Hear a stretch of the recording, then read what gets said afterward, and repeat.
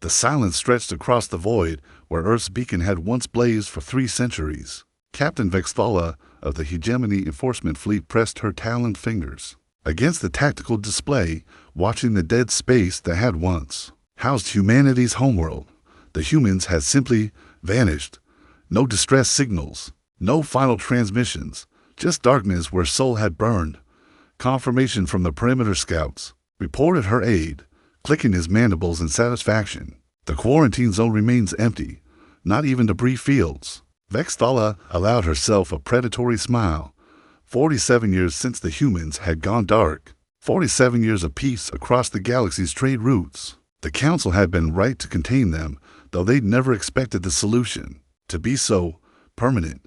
Humanity had been the galaxy's greatest problem. Too violent, too unpredictable, too stubborn to accept their place in the greater order. When the hegemony had established the Sol quarantine, a massive energy barrier designed to contain human expansion, they'd expected rebellion, war, desperate attempts to break free. Instead, the humans had simply stopped transmitting, stopped responding, stopped existing as far as any sensor could detect. The celebration had lasted months across hegemony space, street festivals on Kithara Prime, victory parades through the crystal cities of New Zelthane. Even the normally stoic Vorthik had permitted themselves ceremonial dances. The human problem had solved itself. Captain, the communications officer's voice carried a note of confusion. I'm detecting something. Long-range sensors are picking up movement in the outer rim sectors. Vexthala's dorsal spines flattened against her skull. Defined movement. Unknown. Vessels. Configuration doesn't match any registered species. They're fast, Captain. Faster than anything in our databases. The bridge fell silent except for the hum of life support systems. Vexthala pulled up the sensor data, her experienced eyes parsing the energy signatures. The ships were sleek, predatory, built for speed and stealth. Their hulls seemed to absorb scanner beams rather than reflect them. Where are they heading? She asked, though part of her already knew. Multiple vectors. Kithara Prime, the Zelthane colonies, Vorthik mining stations. And the officer's voice faltered. Captain, they're targeting our major population centers, all of them. Simultaneously, Vexthala's blood ran cold. This wasn't random piracy or a rogue faction. This was coordinated. This was planned. This was an invasion. Give me fleet command, she ordered, priority Alpha, and signaled the perimeter to. The lights died. Emergency illumination flickered on as the ship's main power grid failed. In the dim red glow, Vexthala could see her crew's eyes reflecting panic and confusion. Report. She barked. Something's jamming our communications, the tactical officer said, his voice tight. Not just jamming, it's like our systems are being rewritten. Captain, I'm reading massive power signatures all around us. They're decloaking. The main screen flickered to life, showing space around their position. What had been empty void, moments before, now crawled with sleek, dark vessels. Hundreds of them, maybe thousands. They moved with a fluid grace that spoke of technology beyond anything the hegemony possessed. By the void, someone whispered. Vexthala stared at the fleet surrounding them. Recognition dawning like a cold sunrise. She'd seen ships like these before, in classified intelligence reports from the days before the quarantine. Primitive human, vessels that had barely qualified as spacefaring. But these were evolved, refined, perfected. Open a channel, she commanded. Static filled the bridge, then cleared. A human voice, calm and measured, spoke through the speakers. This is Admiral Kane Devereux of the Terran Reclamation Fleet. You have 47 years of crimes to answer for. Surrender now, and we'll make it quick. Vexthala's hands trembled as she reached for the response controls. This is Captain Vexthala of the Hegemony Vessel Righteous Talon. The human species was declared extinct. How are you, extinct? The laugh that followed was devoid of humor. Captain, we were never extinct. We were just learning to hunt in the dark. The transmission cut. Around them, the human fleet began to move, their ships flowing like a school of predators converging on wounded prey. Vexthala realized with growing horror that her vessel, her crew, her entire fleet, they weren't hunters anymore. They were the hunted. The righteous Talon shuddered as the first human torpedo slammed into her shields, the energy barrier flickering like candlelight in a hurricane. Captain Vexthala gripped her command throne as her ship bucked beneath the assault. Return fire. She screamed over the chaos. All batteries. Target the lead vessel. The hegemony ship's plasma cannons lanced out in brilliant streams of superheated energy, each shot carrying enough destructive force to vaporize a small moon. The beams struck the human flagship dead center and simply vanished, absorbed by the dark hull as if they'd never existed. Impossible, her weapons officer breathed. Our sensors show direct hits, but there's no damage. It's like they're eating our fire. Admiral Devereux's voice crackled through the calm again, casual and conversational. Impressive light show, Captain. We spent the last 4 decades perfecting energy absorption matrices. Your plasma feeds our reactors now. Vexthala's mind raced. The quarantine had been designed to contain humanity, but it had also hidden them. While the galaxy celebrated their disappearance, the humans had been preparing, evolving, learning from every weapon the hegemony had ever used. Against them, evasive maneuvers, she ordered. The righteous talon banked hard to starboard, her massive bulk straining against the G-forces. Around them, more human vessels closed in, their movements perfectly coordinated. No wasted motion, no unnecessary risks. They moved like veterans of 1,000 battles. Captain, I'm detecting launch signatures. The tactical officer reported. They're deploying something. Smaller craft, moving at impossible speeds, through the viewports. Vexthala could see them, sleek fighters no larger than escape pods, but moving with the agility of atmospheric interceptors. They swarmed around, her ship like angry insects, too fast for the automated defense systems to track. The first fighter struck the righteous talon's ventral hull, and Vexthala expected the small craft to be obliterated against her ship's armored plating. Instead, the fighter's nose opened like a flower, revealing a drilling mechanism that bit deep into the hull. Boarding craft, she realized with growing dread, they're not trying to destroy us. They're trying to take us alive. Alarms shrieked as hull breaches appeared across the ship. Vexthala could hear the distant sound of combat echoing through the corridors as her security teams engaged the boarders. The reports flooding and painted a picture of devastating efficiency, human soldiers in powered armor, moving through her ship like a scythe through grain. Security to the bridge, she ordered, drawing her sidearm. Seal all blast doors. The bridges. Armored shutters slammed down, turning the command center into a fortress. But even as they sealed themselves in, Vexthala could hear the sounds of cutting tools working on the reinforced doors. Captain, her communications officer called out, his voice high with panic. I'm getting reports from across the fleet. The humans are boarding everything. Our ships are going dark one by one. Through the tactical display, Vexthala watched as her squadron fell. The merciless strike, gone silent. The bone crusher, drifting, powerless. The pride of Kithara, her hull split open like a cracked egg. In minutes, the humans had neutralized an entire hegemony battle group without destroying a single vessel. The cutting stopped. Silence fell over the bridge like a shroud. Then, the doors exploded inward. The humans who entered moved with mechanical precision, their black armor reflecting no light. Their weapons were sleek, efficient things that hummed with barely contained energy. But it was their faces that truly terrified Vexthala. Calm, professional, utterly without mercy. Captain Vexthala, the lead human said, his voice muffled by his helmet. I am Commander Tobias Vale. You will come with us. Vexthala raised her weapon, her hands shaking. I am a captain of the hegemony. I demand to be treated according to the conventions of war. Vale's helmet tilted slightly. Captain, you quarantined our species for nearly half a century. You celebrated our disappearance. You thought you'd solved the human problem. He stepped closer, and Vexthala could see her own reflection in his visor. There are no conventions between us, only consequences. The plasma bolt from Vexthala's sidearms struck Vale's center mass. The energy discharged enough to punch through battleship armor. The human staggered back a step, looked down at the scorch mark on his chest plate, then looked back up at her. Ablative armor, he said conversationally, dissipates energy over time. We learned that from watching your species fight. He gestured to his soldiers, take her. As the humans closed in, Vexthala could only wonder what other lessons humanity had learned in the dark between the stars. What other surprises they had prepared for the galaxy that had tried to erase them. The last thing she saw before the stun last took her was Admiral Devereux's flagship, its hull opening like a vast mouth to swallow her captured vessel whole. The emergency session of the Hegemony War Council convened in the deepest bunkers of Kithara Prime, 3 kilometers beneath. the planet's surface. Defense Minister Yarthok as Karapachi clicked nervously, as holographic displays showed the spreading chaos across hegemony space. 17 major systems have gone dark in the last 6 days, he reported, his voice carrying the weight of impending doom. The humans aren't just attacking, they're systematically dismantling our infrastructure. They're taking our ships, our stations, our people. High Counselor Zephyrin S. Ancient Eyes studied the tactical display with growing alarm. How many vessels do they have? Our initial estimates put their fleet at 10,000 ships. The latest reports suggest we may have been conservative. Our scouts are reporting massive industrial activity in the Sol system, Intelligence Chief Murdane added, her voice tight.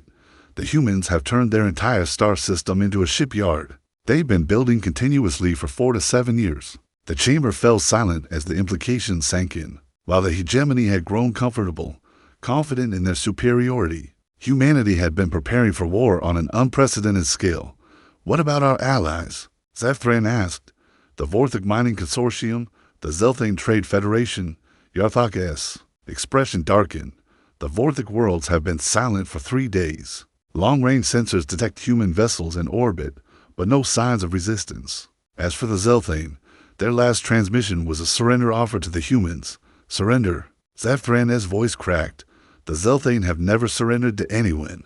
The humans broadcast their response. Murdane said quietly, they rejected the surrender, said they weren't interested in submission, only in justice. On the main display, a new alarm began flashing. Yarthok's fingers flew over his controls, pulling up the latest intelligence reports. His face went pale. What is it? Zephyrin demanded. The humans. They're not just targeting military installations anymore. They're hitting civilian populations, but not with weapons. Yarthok's voice was barely a whisper. They're using conversion chambers. The chamber erupted in horrified voices. Conversion chambers were a theoretical technology, considered too monstrous even for the war-hungry hegemony. They were designed to alter a species at the genetic level, to transform enemies into allies through biological manipulation. That's impossible, Zephyrin protested. The technology doesn't exist. The biological complexity alone, the humans have made it work, Murdane interrupted, her voice hollow. Our captured citizens are being changed, turned into something new, something loyal to humanity, as if summoned by their words. The chamber's communication array crackled to life. The image that appeared on the main screen was that of Admiral Devereux, but he was not alone. Standing beside him were figures that had once been hegemony citizens, Vorthik miners, Zelthane traders, even some Kitharian nobles. But their eyes held a different light now, a fervent loyalty that chilled the council to their cores.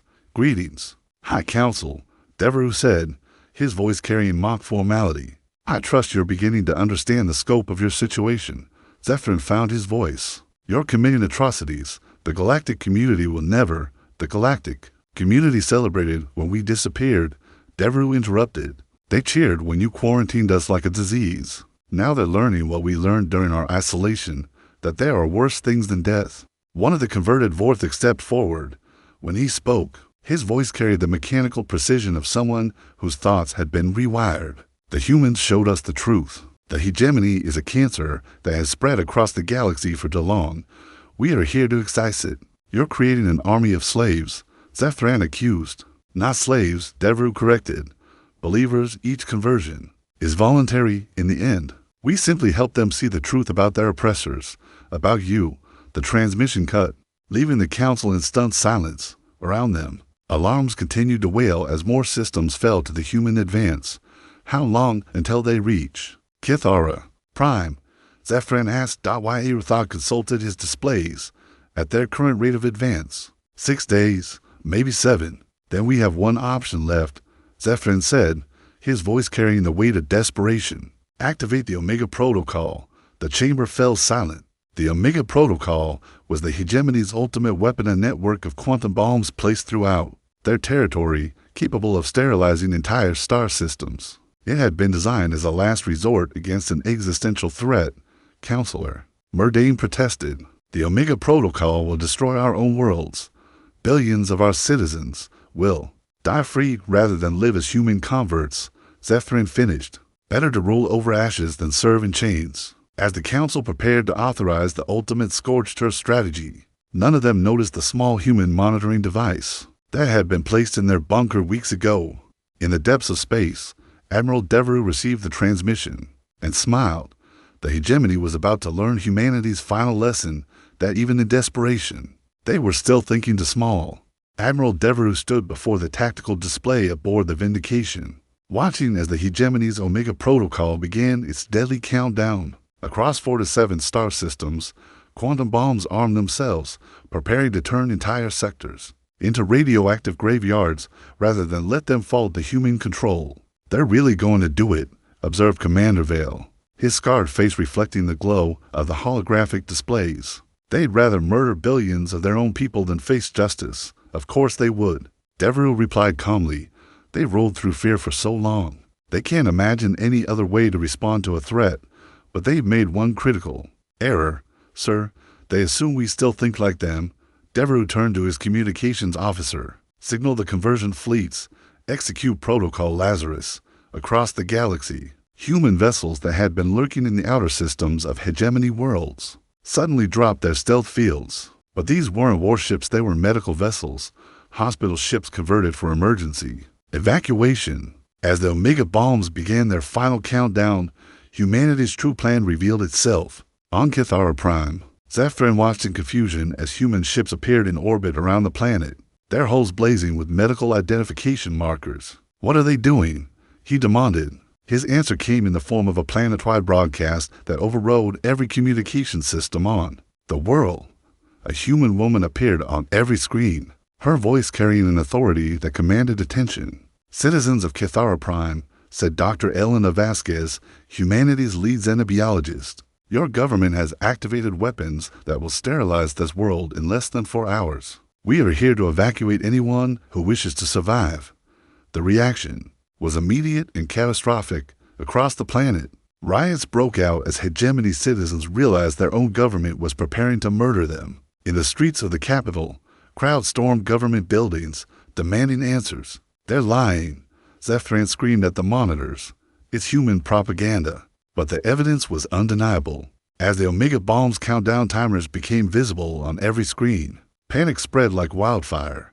Hegemony citizens began fleeing to the human evacuation zones in massive numbers. "Sir," Yarthok said quietly, "we're receiving surrender requests from our outer colonies. They're asking the humans for protection from us." Zephyrin's world crumbled around him as he realized the humans had turned the hegemony's ultimate weapon into their greatest propaganda victory. By forcing the council to choose between defeat and genocide, they had exposed the true nature of hegemony rule. In orbit, the human evacuation proceeded with mechanical efficiency. Transport ships loaded with refugees launched toward human vessels, while specialized teams worked to disable the Omega bombs planet by planet. But not all could be saved.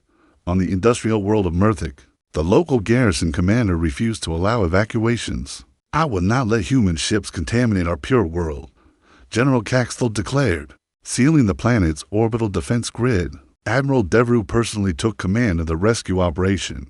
As his flagship approached Murthic, the planet's defense satellites opened fire, their energy weapons lighting up space with deadly fireworks. "Sir, the planet's shields are too strong," Vale reported. "We can't get the transports through." Devereux studied the tactical display, his expression grim. "How long until the Omega bomb detonates?" 18 minutes. "And how many civilians are on that world?" "4 billion. The bridge fell silent. 4 billion lives, held hostage by their own government's fanaticism. Devereux closed his eyes, feeling the weight of command crush down upon him. "Sir," Vale prompted, "deploy the Revelation-class bombers," Devereux ordered quietly. "Target the shield generators and defense platforms. Maximum aggression." "Sir, that will require us to fire on populated areas. The collateral damage will be measured in millions instead of billions," Devereux finished. "Do it." The human bombers swept down on Murthic like angels of death, their weapons specifically designed to penetrate planetary shields. The bombardment was precise, surgical, but devastating. Shield generators exploded in brilliant flowers of light. Defense platforms crumbled under focused fire. And in the populated areas around the military installations, the death toll mounted. As the planetary shields flickered and died, evacuation transports poured through the gaps. In the final 8 minutes before the Omega bomb detonated, they managed to save 3 billion souls. The remaining billion, trapped in areas too damaged for safe extraction, died with their world. Across the human fleet, the mood was somber. They had saved billions, but at the cost of millions of innocent lives. The mathematics of war had forced them to become the very thing. They fought against killers of civilians. Sir, Vale said quietly, General Caxton was among the dead. His bunker took a direct hit during the bombardment. Devereux nodded without looking up from his reports. Add his name to the list. When this war is over, we'll answer for every life we've taken. The hegemony forced our hand, Vale protested. They were going to kill everyone anyway. That doesn't absolve us, Devereux replied. We chose to become monsters to save lives, but we're still monsters. As the Vindication moved toward the next crisis, its crew carried the weight of their actions. They were winning the war, but victory was proving more costly than anyone had imagined. The dark between the stars had taught humanity many lessons, but the hardest one was still to come. The Cathara system blazed with the fury of a dying empire as the hegemony's remaining grand fleet made its final stand around their capital world. High Admiral Vexmoran commanded over 1,000 warships, the largest fleet ever assembled. In galactic history, their hulls gleaming with the accumulated might of 100 conquered worlds. Opposite them, Admiral Devereux's Terran reclamation fleet numbered barely 600 vessels. But each ship was a masterwork of human engineering, forged in the crucible of 47 years of preparation. The dark hull seemed to absorb the light of the system's twin stars, making them appear like holes in space itself. All ships report ready, Commander Vale announced from his position. At the tactical station, around them, the bridge of the Vindication hummed with barely contained energy. Devereux studied the enemy formation, his experience like cataloging strengths and weaknesses. The hegemony fleet was arranged in the traditional sphere formation, with their heaviest dreadnoughts at the core and lighter vessels forming protective shells around them. It was a formation designed to maximize their numerical advantage. Signal. The fleet, Devereux ordered, execute pattern Omega. All ships, weapons free. The human fleet exploded into motion, their ships scattering in seemingly random directions. But there was nothing random about their movement. Each vessel followed a precisely calculated trajectory, weaving between enemy fire while their own weapons began to sing. The first salvo from the hegemony dreadnoughts lit up space with enough firepower to crack a moon. Massive plasma bolts and particle beams lanced out, only to strike empty space as the human ships twisted away from the incoming fire with impossible grace. How are they moving like that? Demanded Admiral Vexmoran from his flagship, the Eternal Dominion. No ship that size should be able to maneuver so quickly. His answer came as the human ships began to return fire, but instead of the plasma weapons the hegemony expected, the humans unleashed something far more devastating. Kinetic projectiles accelerated to near light speed. The tungsten rod struck hegemony shields like the fist of an angry god, overloading energy barriers and punching through armor plating as if it were paper. The hegemony cruiser Merciless Justice took a direct hit to a reactor core. The explosion could be seen from 3 light minutes away, a brief new star that consumed the ship and everything within 1,000 kilometers. Return fire, Vexmoran screamed. All ships, concentrate fire on their flagship. But identifying the human flagship proved impossible. Unlike the hegemony's rigid hierarchy, the human fleet moved as a single organism, each ship capable of independent command. When the Vindication vanished behind a cloud of metallic chaff, 3 other human dreadnoughts continued the assault without missing a beat. The battle became a deadly dance as the fleets closed to night fighting range. Human vessels wove between hegemony formations like sharks among schools of fish, their weapons carving bright paths of destruction through enemy ranks. But the hegemony had numbers, and they used them ruthlessly. The human destroyer Retribution found herself caught between the hegemony battlecruisers, their combined firepower overwhelming her shields in seconds. Captain Maria Santos had just enough time to scream ramming speed before her ship plowed into the Bone Splitter's engine section. Both vessels died in a ball of superheated plasma. We're losing too many ships, Vale reported, his voice tight with strain. The Prometheus, Defiance, and New Harmony are gone. The Righteous Fury is vending the atmosphere. Devereux watched the tactical display with growing concern.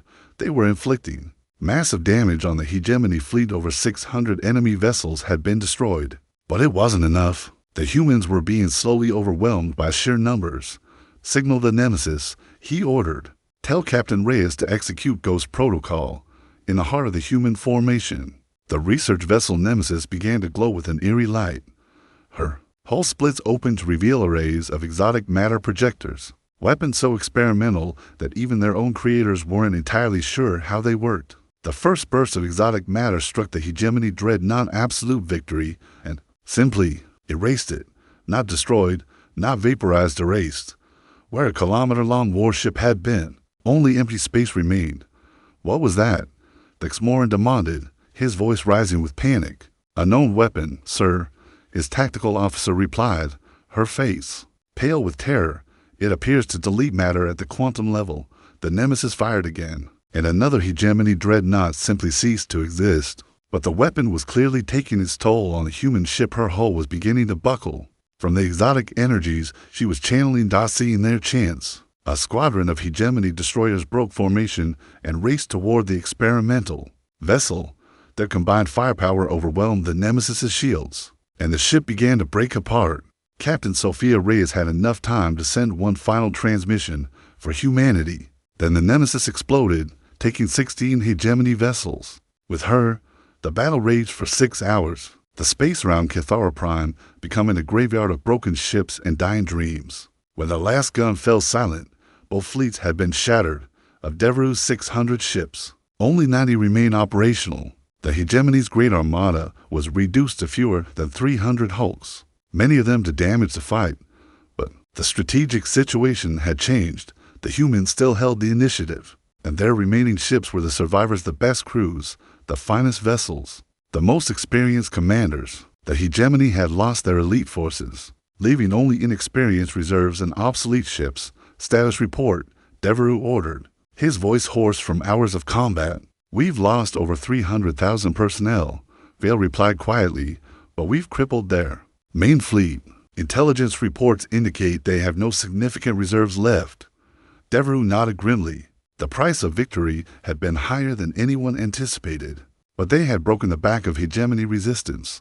Now came the hardest part: tending the war without destroying the galaxy they were trying to save. The ruins of Cathara Prime's orbital defense platform drifted like a metal graveyard around the planet, testament to the savage battle that had raged for 3 days. High Counselor Zefran stood in the deepest bunker on the planet, 3 kilometers below the surface, watching his empire die on holographic displays. Sir, Defense Minister Yarthok reported, his voice hollow with defeat.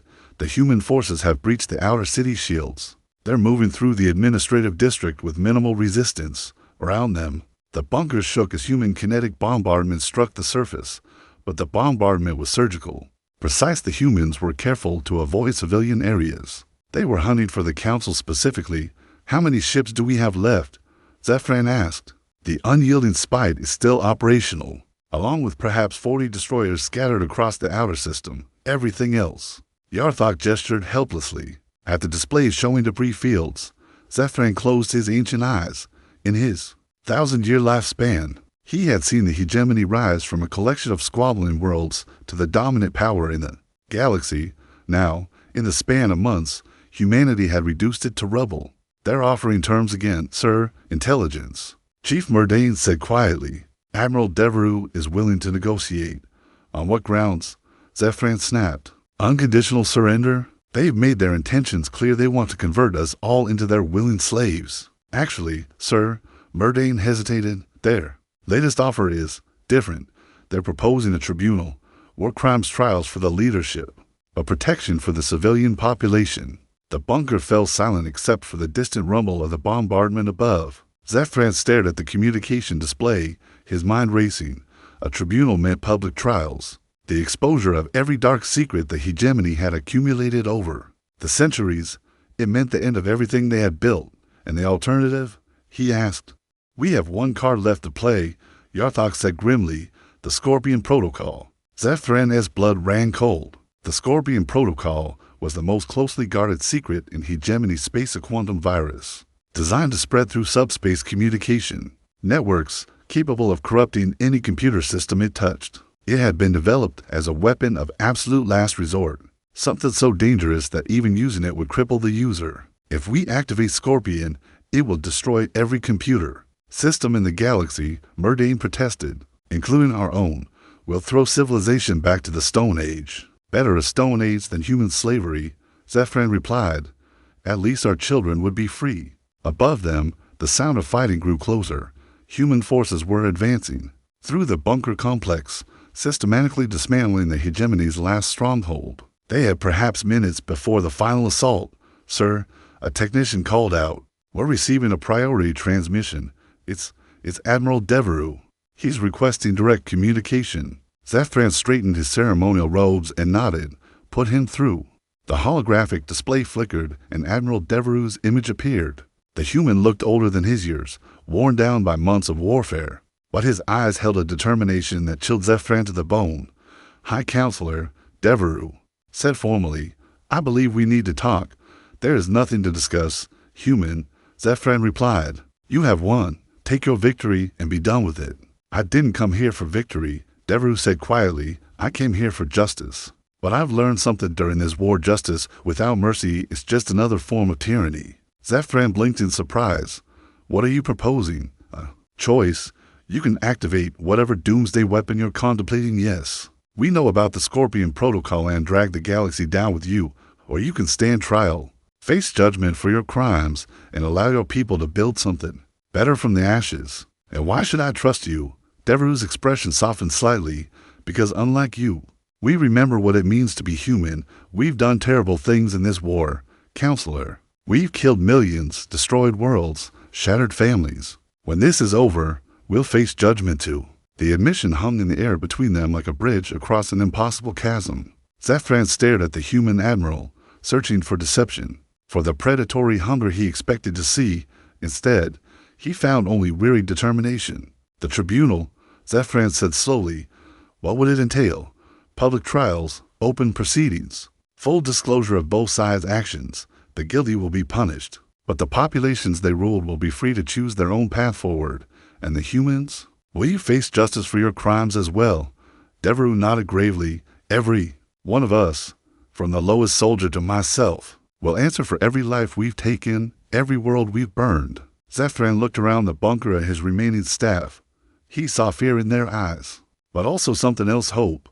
The hope that perhaps there was another way, that the galaxy might survive this catastrophe.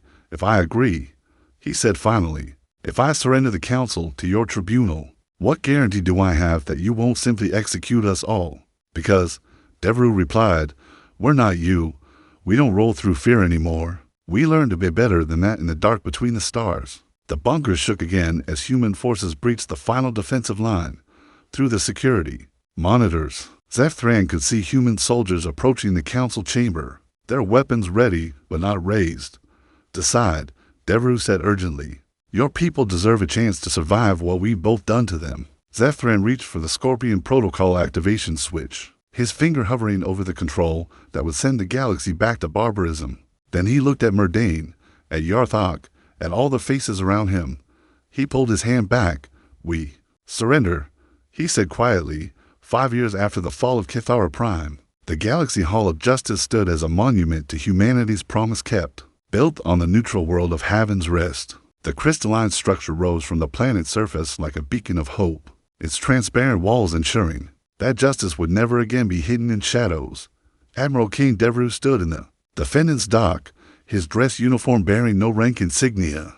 Beside him sat the other human commanders who had led the Reclamation War Veil. Rey's successor Captain Morgan and dozens of others. Across the courtroom, High Counselor Zephyrin and his surviving staff occupied similar positions.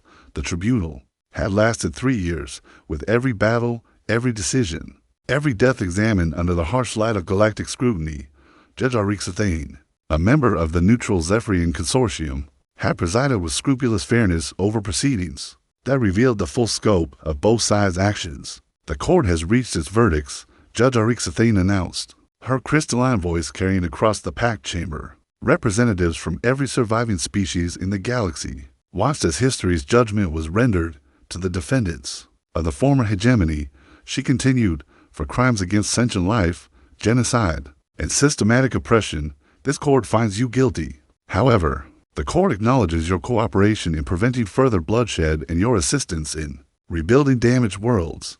Zefran stood as his sentence was read, life imprisonment, to be served in humanitarian reconstruction efforts on the worlds you helped devastate. Your expertise will be used to heal the wounds you inflicted.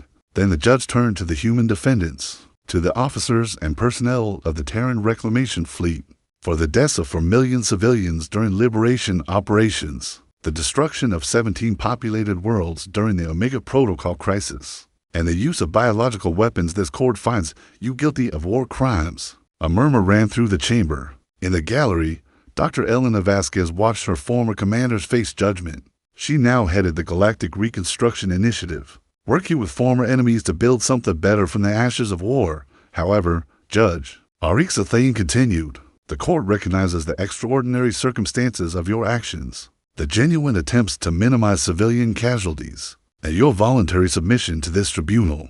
Your sentence, 20 years of supervised community service, working alongside your former enemies to rebuild the galaxy you both nearly destroyed. Admiral Devereaux stepped forward. Your Honor, I accept the court's judgment, but I have one request: that our service be carried out on the worlds we damaged most. We should face the people we hurt. The judge nodded approvingly, noted and approved. As the formal proceedings concluded, Devereaux found himself walking the corridors of the hall alongside Zefran. The ancient hegemony leader moved slowly, his 1,000-year-old frame finally showing its age. Tell me something, Admiral, Zefran said quietly. Did you always plan for this? The tribunal? The reconstruction? Devereaux considered the question carefully. No. When we first broke free of your quarantine, we wanted nothing but revenge. It took us years in the dark to realize that revenge would make us just another version of you.